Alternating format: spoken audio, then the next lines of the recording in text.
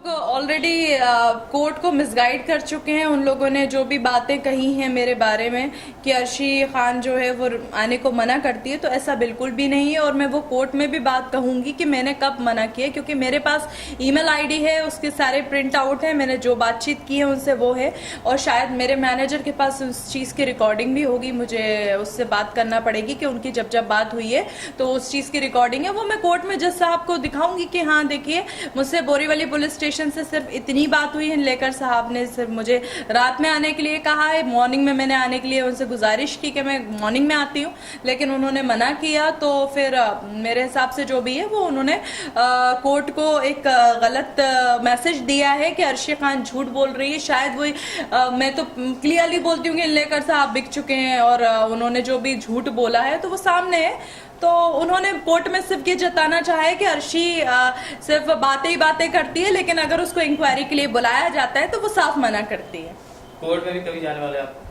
देखिए अभी हम इंटरवेंशन एप्लीकेशन देंगे, देन हलफनामा जो एफिडेविट है वो मैं 19 अक्टूबर को हम हाई कोर्ट में जमा कर देंगे, सबमिट कर देंगे।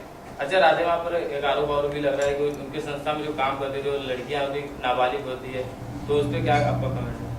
देखिए सबसे पहले ये बात मैंने ही कही थी कि वहाँ पर माइनर लड़कियाँ जो 16 साल की हैं, 15-16 साल की हैं, उनसे काम किया जाता है। उनकी कैटेगरीज भी मैंने बताई थी सबसे पहले कि कुछ 3rd क्लास की होती हैं तो उनको झाड़ू पोछा में, और उनसे जो घर के काम होते हैं और वो जो राधे माँ से रिलेटेड काम होते हैं, उनके कपड़े धुलवाना, उनका मसाज करवाना हो या फिर उनका खाने से रिलेटेड हो, उनकी बॉडी से रिलेटेड हो, तो वो जो 3rd कैटेगरी में जो लड़कियाँ आती हैं वो उनसे काम किया जाता है। अब जो 2nd कैटेगरी की लड़कियां होती हैं उनके साथ क्या होता है कि उनको मसाज के लिए इस्तेमाल किया जाता है। जो बिजनेस पार्टनर्स उनके आते हैं और उनके सामने अगर गलत काम करवाना हो तो उसके लिए इस्तेमाल किया जाता है। और 1st कैटेगरी तो मैं ऑलरेडी बोल ही चुकी हूँ कि वो लड़कियों को सप्लाई करती है और जो भी सेक्स रैकेट चलाती है वो 1st और 2nd वाली लड़कियों के साथ मिलकर करती है।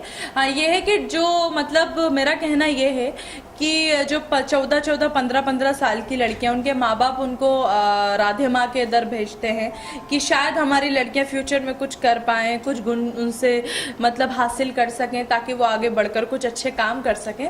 तो वो लोग कम्प्लीटली, उन्हें तो कुछ पता नहीं होता है क्योंकि वो लोग गाँव के लोग होते हैं, उनको क्या ज़्यादा समझ रहती है। लेकिन वो वहाँ से लड़कियाँ बुलाकर लड़कियां अपनी मर्जी से भी आती हैं और लड़कियों को फोर्सली भी बुलाया जाता है और उसके बाद उनसे जो गलत काम होते हैं वो भी काम करवाए जाते हैं। उसके साथ साथ घर के जो काम होते हैं, जो एक नौकर करता है, जो सर्वेंट काम करता है कि घर को धोना है, झाड़ू पोछा करना है, बर्तन धोना है, राधे माँ के जो पर्सनल काम है, उनका जो काम है मसाज से रिलेटेड हो या फिर जो भी हो उसका काम, वो छोटी छोटी लड़कियों से काम करवाती है। कहते हैं कि जो राधे माँ का घर है हवेली, उसमें भी नाबालिग लड़कियों को रखा है काम के लिए, उन लड़कियों को गुमराह किया जा रहा है। देखिए 100% में से कम उसके पास 50% तो नाबालिग लड़कियां ही होंगी जो ये लोग लेकर आते हैं, बाहर से गांव से लेकर आते हैं, उठाकर लेकर आते हैं लड़कियों को कि हम अपनी भक्त बना लेते हैं, हम उसके गुरु बन जाते हैं, हम इसको जो चीज़ सिखाना चाहते हैं, क्योंकि बाहर के लोगों को ज़्यादातर पता नहीं होता कि शायद वहाँ जाने के बाद क्या होता है। तो